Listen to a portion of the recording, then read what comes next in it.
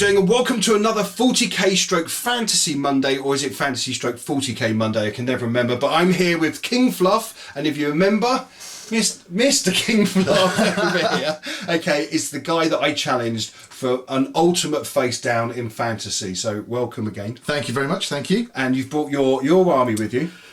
My fledgling army, yeah, there's a few more units need to go in there, but it's getting there. But it's a really lovely army because this is all converted, isn't it? And now, for the most part, yeah. So what's the theme for you?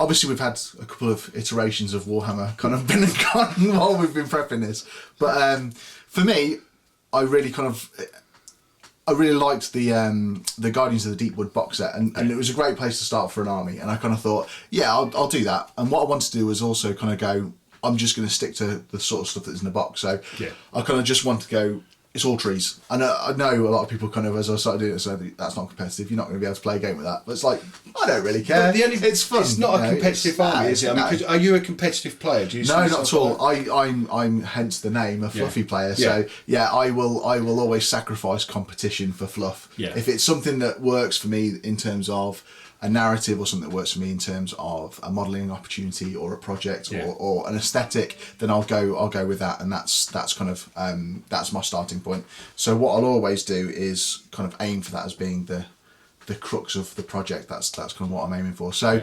competitive wise, I don't know. I've played a few games with it, to be fair, and they don't do well against dwarves. Because dwarves will stand and shoot you, and trees will run and attack you, and that's not a good mix. But Skaven, pretty really good. Well, yeah. So I'm thinking, because the challenge was that you build your army, I build my Beastmen army. Yeah. And it gives us a chance to convert and play around with bits and pieces. Yeah, absolutely. And I really wanted a dragon in my army, so it gave me a chance to convert a dragon. So the idea is that we are going to have a face-off up at Warhammer World. Yes. Okay. Yeah. Once we finish painting and building our army. Once the armies are done, yeah. And this was back in the day when the old rule set. So it was this is 8th edition. Yeah, it was on the cusp of end times. End times, exactly. And that's when I frantically messaged you and went, "Oh, can we have dragons in end time? Because I really want a dragon." And you said we could have what you like in the end times. So it seems now it's rolled over to this Age of Sigmar. I was going to say Age of Ultron then. I don't know why, but now it's switched over to that. It is, but I've got to say, I'm going to upset a lot of people here. I really like the rule set. Yeah, I do too. I think in terms of certainly if you are, I mean, I'm I must admit I've played probably about 3 games with these. That's 3 more games than I've ever played a fantasy. And before that, it must have been 4 or 5. It was when the Demons first came out. I played a game of I guess it would have been 7th ed actually. With Demons, who at the time, because they were a new book, they were kind of really competitive and really overpowered in terms of everything else.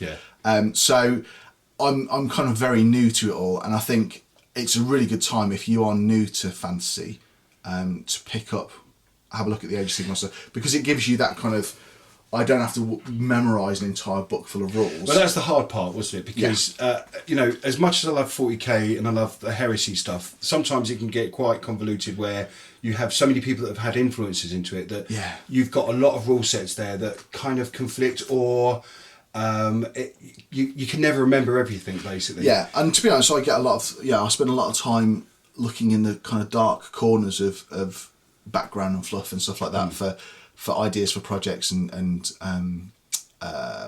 modelling opportunities, which means that I've got a very narrow set of knowledge. But would you let me ask this quickly, throw this question at you just to break it up quickly. How do you see yourself? Do you see yourself as a model maker, or do you see yourself as are you a model maker stroke tabletop gamer, or are you a tabletop gamer stroke model maker? I'm a model maker tabletop gamer. I love the narrative, I love the background, I love the art, I love the models and the aesthetics of it all. Certainly kind of more 40k than fantasy in the past, a lot of 30k, but fantasy's kind of grabbed my attention as well with these particular, this particular army. But do you also think now, because you've read the rule set and the new rule set, and I can't, for me personally, it's kind of made me go, I'm not so intimidated by it now, because it's absolutely it's made you go, well, hold on, it's only 4 pages long. Where's the rest of it? But I've actually applauded them, because it's kind of like, Well, one, they never give anything away for free. Okay, that's true, okay. yeah. But I suppose in order to get everybody into it, they've had to take that leap and go free rule set, free army books. Yeah, I think it's the kind of give and take, isn't it? You know, a lot of people think that they're taking the game away by saying, right, this, you know, 8th edition, there is no Warhammer Fantasy Battle anymore. Yeah. It's Age of Sigmar. We're not doing this anymore. We're doing this. Yeah. So a lot of people, I think, were disgruntled initially when it came out, before the details had kind of come out. So I think by giving away the rules free, it's a case of, well, here's how you can use your existing armies. Here's how you can use your models. We're not taking anything away. We're giving you this game for free. Yeah, yeah. Which I think, you know, is a good move. I know there's been a lot of there's been a dissatisfaction. Yeah, on the internet I can understand why, because I think because the lack of communication, everybody, when they saw round bases, with the leaked stuff with round bases, everybody went, well, I'm not doing that. Yes. I'm not doing that. I'm not rebasing my armies. Yeah. And a nice thing about it is we don't have to. Yeah, absolutely. You know? Yeah. So that's the good thing about it. I mean, I think that's especially when I've just done a winter themed army. it's all snowy bases. That's all mine are grey, ready for whatever's going to happen to them. Yeah, yeah. But I think it depends on what you want to do with your hobby. I mean, I'm a bit of a completist, as it were. So, you know, I like to have things as they should be. Yeah. Like when 40k changed from 28mm to 32mm bases. Yeah. Luckily enough, I hadn't got many done at that point. So, but all my Space Marines were going to have 32mm bases. Yeah. And I know I've switched over. Yeah, I know a lot of people went, I'm not doing that. I'm not rebasing armies. But you didn't have to, though. No. You weren't forced to. It gives you the option if you want to, and if you don't want to, then it's cool. And to be honest, if anybody is out there and somebody puts down, I'm going to play my Warhammer army and they've got square bases and yours have got round, and you say, well, I'm not playing you because you've got square bases, then, you know, they're probably not the people you want to play in the first place. Exactly. And the thing is, you don't have to round base. No. That's the main thing. And the thing is, it's new. There's going to be some teething problems, and you know, there's going to be some sort of fight against it. But I kind of like the fact that, for me, not really being a huge fantasy player, it gives me the opportunity to now dip my toes into it, and it gives me the opportunity to actually to play. Yeah, and absolutely. not be intimidated by people that have got like the knowledge and the background in the game. And stuff, I think like that's that. it. I mean, I've been doing this lark for since I was 10. Yeah. So that's 26 years. Yeah. And I still, if I'm, I'll go up against opponents, and they literally know every codex, every rule book inside out, and they can memorise the rules, and they've got it all locked away. My head doesn't work like that. No, I have trouble remembering what I had for dinner like 2 days ago. Paying bills. And that's whether I'm wearing pajamas out in the street and stuff. Put underwear on. And for me, reading through rule books isn't what I find enjoyable about the hobby. And I know some people do, and that's great. And I think people like that are really useful if you happen to be gaming alongside them, because they're a font of knowledge you can refer to. And all I can say is my walking rule book is Big Steve. And unfortunately now I don't need him, so he's a bit redundant. He's been Age of Sigmar. Yeah, he's been Age of Sigmar. But let's look at your army, because it's a beautiful army. We need to focus on what you're going to be fielding, so I can get some insider knowledge. Tailoring and build stuff. No, I'm joking.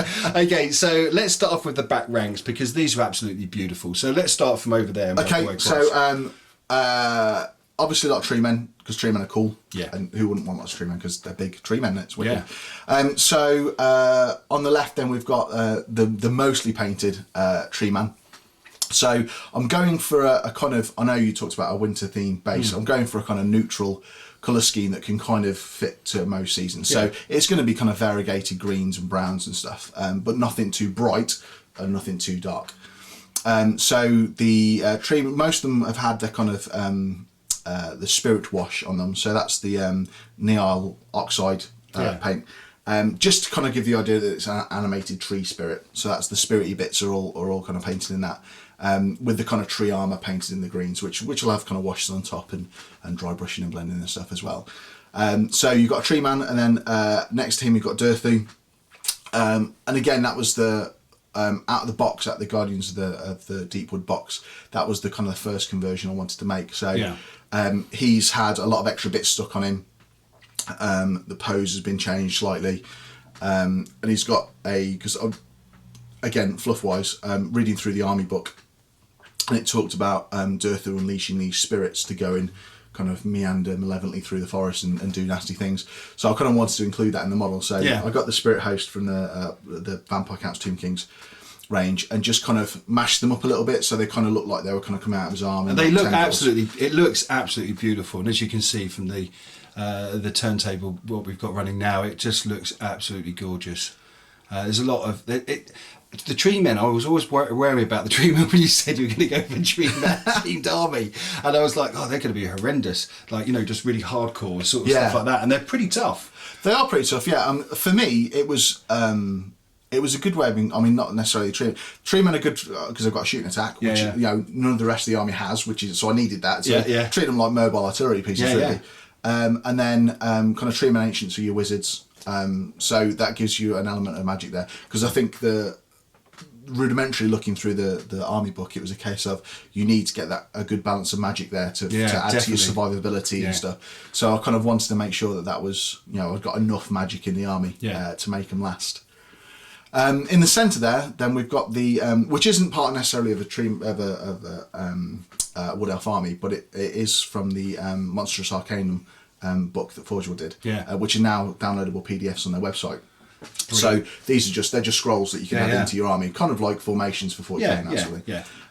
So that's the incarnate elemental of beasts. Now Forgeworld don't do this anymore. They don't make it anymore. So when I was reading through it, I was like, oh, wicked, I can have one of those. And it fits really well with the Wood Elf army because it's a beast and it's bound together and out of stock, out of print, doesn't exist anymore. So it's like, oh, what? eBay.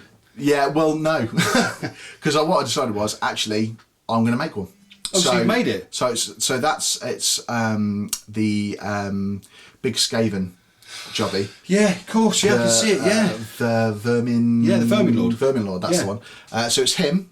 It's the Griffin claws from the starter set from from Warhammer Fantasy Battle. I had to shave his arms down a little bit to make them kind of taper into the claws. What else is on there? The antlers are from a toy. I bought on eBay, like a Schleich kind of reindeer type thing. It took me about 3 attempts because one of the sellers I bought a reindeer from, which was a Christmas ornament or so I thought, which was for hanging Christmas trees. Which would be perfect scale. It turned up and it was about the size of a cat. Those were a little bit big, and there was 2 of them, so I had to send them back and get something else. And then the skull.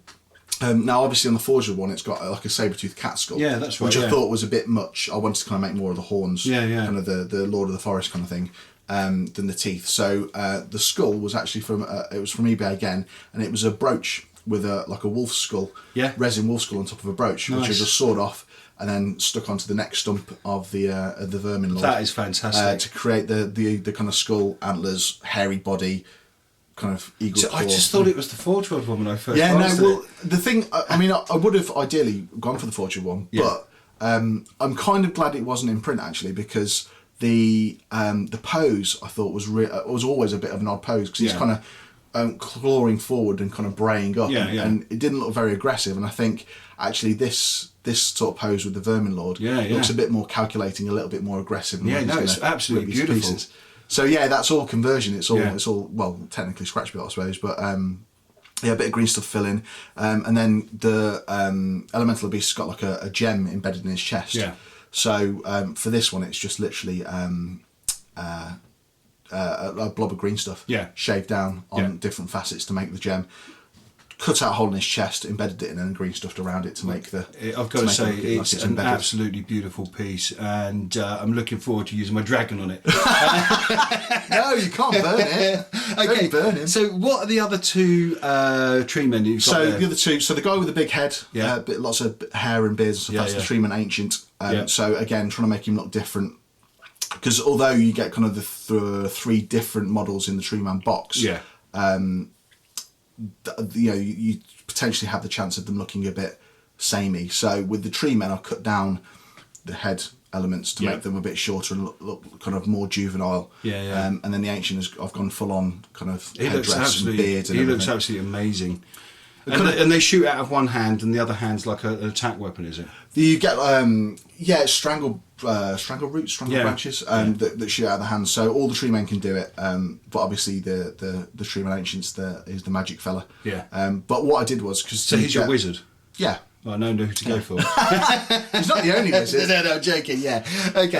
Okay. No, I get it. So, what about the other guy on the other side? It's just another tree man. Just another tree man. Yeah. That's amazing. I've got to say, and they're real sort of stand out points. So they're the kind of thing that it will make me go, Yeah. I mean, which one do I kill? Which one do I go for? They do draw a lot of attention, obviously, because they're big, and they're not such a massive issue because they're amazingly good. Yeah. But they are great at drawing enemies towards them. So potentially, then you've got other units that can deal with that. That's absolutely a flank attack or whatever, or however it works now with Age of Sigmar. Well, it's going to be interesting to see how they do work out, and I've got to say they're really beautiful to look at as well. I mean, I think what I really liked was that because it's one kit. Yeah. And I've got 4 fairly unique looking models out of it, which I think is. Was there much reposing done on it, or was it? Well, you get each of the page for each of the models has got its own section in the instructions. Yeah. And what you do is you just take, say, one tree man left arm and an ancient's right arm, and then you build them separately and stick them together. So you run up different poses. So you've got kind of the claw. On the tree man on the left, you've got the kind of claw out, and then on the ancient, you've got the claw up, and then on the other tree man, you've got the claw down. So it's ostensibly the same thing. It's just you're using different joints to position the arms in different ways. So it's just as long as you're canny when you follow the instructions, you can kind of make them look pretty different. Okay, well, let's move down to the unit that we have down here on the right hand side. Now, what are these? So they're dryads, which is the kind of core of the army. So I've got 2 big. Well, I will have 2 big blocks. Yeah. So I've got more. I think I've got another 3 or 4 boxes of dryads to put together. Which they're kind of. They're one of those kind of units that you just have to do it in batches. So you kind of cut out and shave down all the bodies, and then glue the heads on, and then glue and then glue the arms, or shave all the arms down, glue those on. So you have to kind of build them in lots of 10 in stages. Yeah. And what I've done with these is I've left because they should have a back branch on. Yeah. So I've left them off mainly to help them to rank up, but I do know that they rank up with them on. But also I kind of wanted them to kind of fit more in with the tree men, and to kind of be more in line with that kind of more sleek, kind of deadly, rather than a bit cumbersome with branches. Because they're quite alien-esque, aren't they, like this? Then? Yeah, they're kind of, they look very Slaanesh-y to me as well. Yeah. So you have got that kind of, they're supposed to be these spirits that turn themselves into alluring women and then tempt you into the forest and then turn into trees and eat you. So they're like tree versions of mermaids. So they are sleek killers, homicidal nut jobs, but kind of alluring at the same time. So I wanted to kind of go with that. And you've got 2 units of those. Yeah, I've got. I mean, potentially it depends on how I kind of field them. But no, I mean, as in, are they dryads as well? They're all dryads. Yeah. Okay, yeah. So all my core, all my troops are dryads. Whoa. So it's a lot of trees, a lot of wood, which is not so great against dragons because wood burns, doesn't it? I guess so. Yeah, but the way I'm sort of like, and we'll do another day where we talk about my army, sit down and go through my army, because I think that'd be quite funny as well, just to sort of work alongside that. But dryads are absolutely deadly from what I know of, and they're really cool as a core unit, aren't they? They are, yeah. And I think from the couple of games that I played with them, certainly you have to get them in the rear or the flank. Yeah. So you can kind of benefit from that bonus. Yeah. If you just charge them across the battlefield towards a gun line, they don't. You get like 2. But do they get the bonus to come on from the side, or from rear, to attack from the rear, sort of thing? They get that as part of their rule set. Well, it's part of the general rule set. Okay, yeah. Although I think some other armies they counter the benefit, depending on what they are.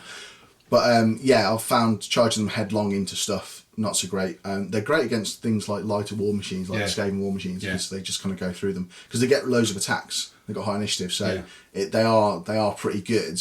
But you just need to have them in big chunks to weather the firepower before you get across the battlefield. Okay, so let's look at the big chunky green guys. Big chunky green guys. Who are they? So these are Treekin. So these are the kind of terminators of the tree world. You're Tree King joking. I am Tree King joking, yeah. I had to get that in there. Yeah. Sound effects later. Yeah, go on in.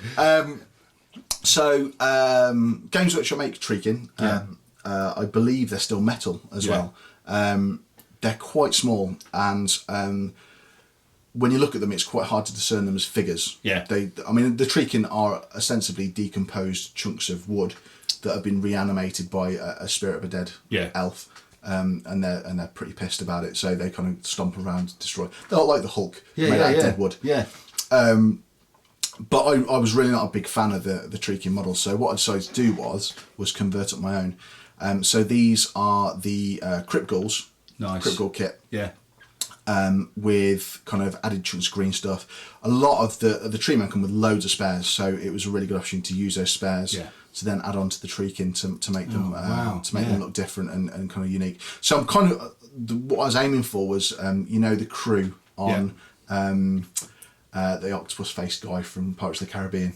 Oh yeah. The crew. Yeah, with that's like starfish and stuff. Yeah. So that's kind of like lots of branches, mushrooms. So trying to copy as much of the tree men physiology as possible. That is brilliant. It's just a case of building up plates to create gaps, which then I can put the spirit wash in the gaps and then kind of paint up the rest. So they might be slightly darker because obviously they're dead wood. So I might do more of a black wash over them rather than a brown wash. They are absolutely wonderful. Now, what about the little three in the front? Three in the front.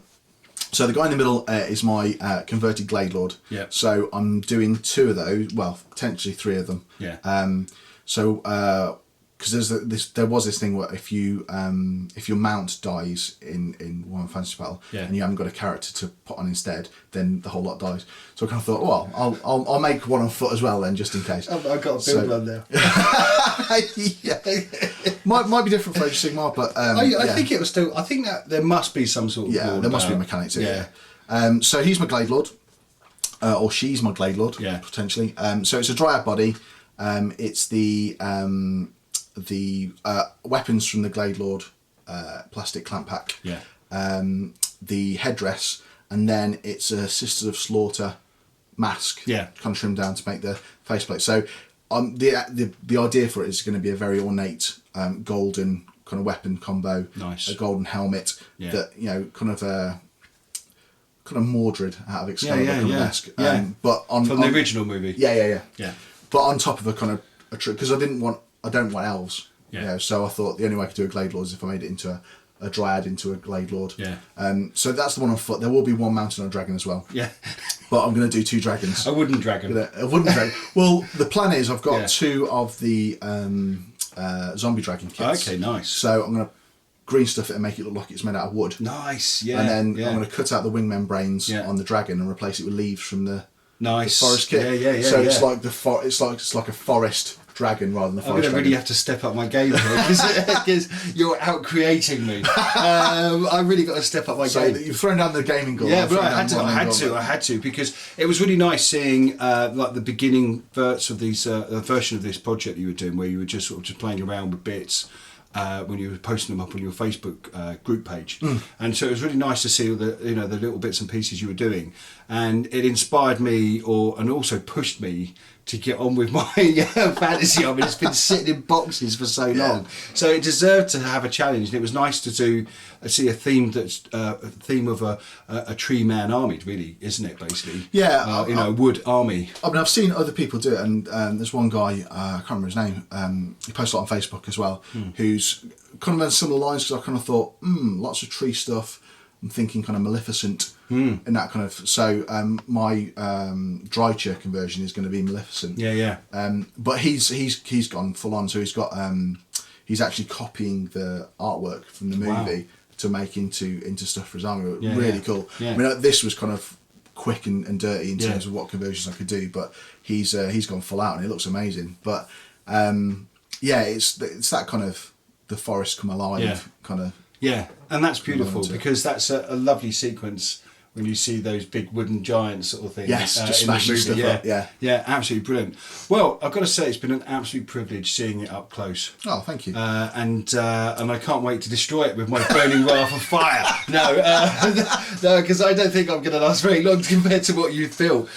This is going to be absolutely wonderful. Now, the rules were that we build our armies.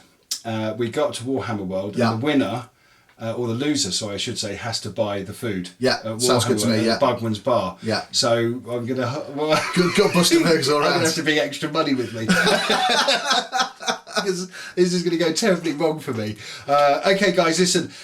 Keep watching this because we're going to show more and more of these as we progress, and then you'll see the final. If we can film up at the tables up at. Then we'll film the battle. That's nicely. Well, yeah, we have to see how that goes. But guys, listen, I've got to say thanks very much for coming along as usual. Pop over to his Facebook page. I'll put a link down the bottom in the description. And you guys be good and be safe. And I'm going to see you very, very soon.